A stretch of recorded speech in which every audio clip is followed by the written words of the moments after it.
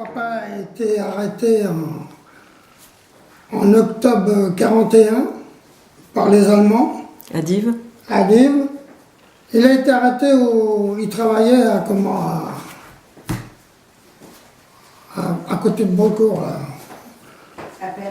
À Perrier-en-Auge, où ils faisaient l'écluse qui formait de Dives au canal.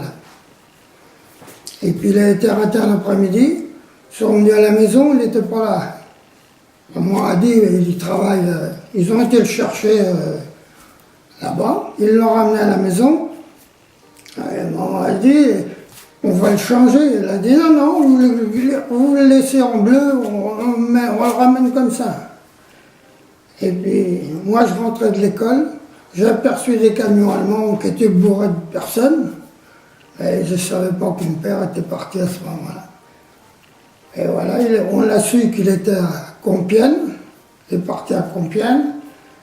Il y a des gens de Dives qui l'ont rencontré, qu'ils ont rencontré des gens qui étaient déportés à la guerre, qui chantaient la Marseillaise, et là, ils ont reconnu que c'était des gars de Dives. Après, on a su qu'il était à Compiègne. Il est resté à Compiègne jusqu'en 1943. Et en février 1943, il a été monté à Chasseau-en-Seine. Et là, il est décédé. Parce que, bon, ben, j'ai connu quand même l'arrivée des Allemands en 1940. Hein. Oui. Il y a eu la guerre. Bon, en 1940, l'exode, je suis parti comme beaucoup de gens sur la route. Et Vous êtes parti où? Au Palais. C'est une petite usine à côté de Limoges. Il y avait une usine CG-Dur. Et les employés de CG-Dur s'étaient repliés sur cette usine-là. Ils avaient emmené les archives dans les voitures et ils avaient tout emporté au Palais. On a été bombardés là-bas, sur la route, et puis après là-bas. Bon, on en est sorti, c'était très bien. Et puis au bout de 2 mois, il a fallu rentrer. Alors je me souviens du retour. On a passé la Loire sur un pont de bateau. Et les ponts avaient sauté hein, partout. Alors les Allemands avaient mis tout un tas de bateaux à la queue leu pour faire un pont. Ben oui, mais quand vous êtes dans un camion puis que vous passez sur les... Je vous assure que j'avais peur qu'on aille dans la Loire. Hein. Je n'étais pas la seule, parce que je voyais le chauffeur et tout comme ça. Bon, enfin bref, on est rentré, on a repris les cours et puis la vie a recommencé, si on peut dire.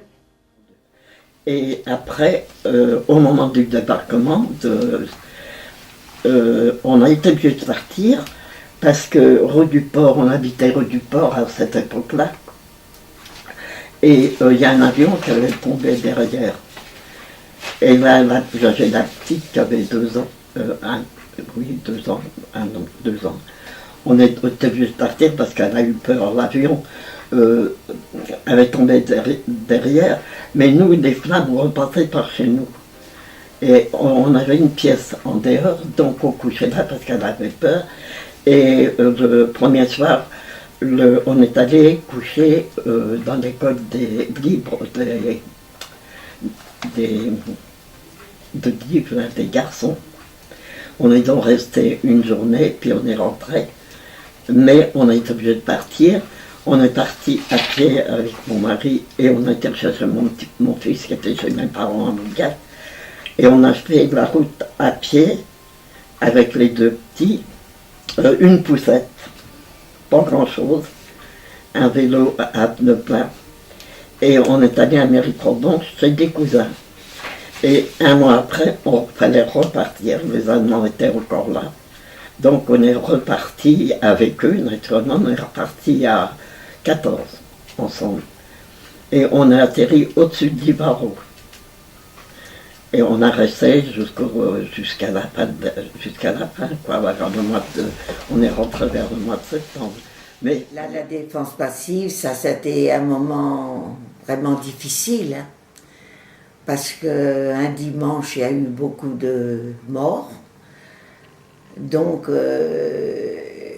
et comme il n'y avait pas assez de place à l'infirmerie de l'usine, donc on les a déposés, toutes les personnes qui étaient décédées, on les a déposées à Guillaume le Conquérant, dans la grande salle du bas.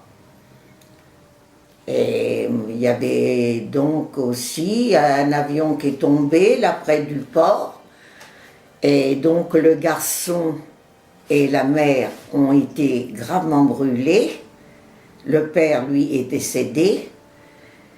Alors le garçon et la mère ont été transportés à Guillaume dans une chambre au-dessus de cette grande salle.